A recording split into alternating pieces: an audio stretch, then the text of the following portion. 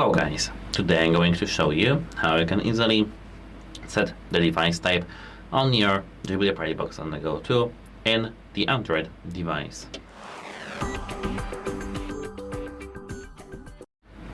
It doesn't really matter if it's an Android phone, if it's an iPhone, if it's Samsung, if it's Motorola, etc.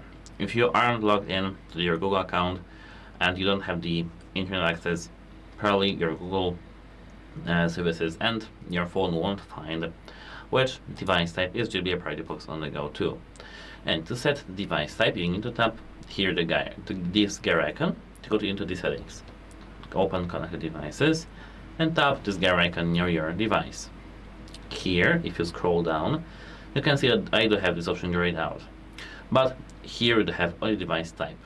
If you tap it, you will see here the list of the devices. For example, it can be earbuds, car audio, etc. From the list, you need to just search for the speaker and tap speaker.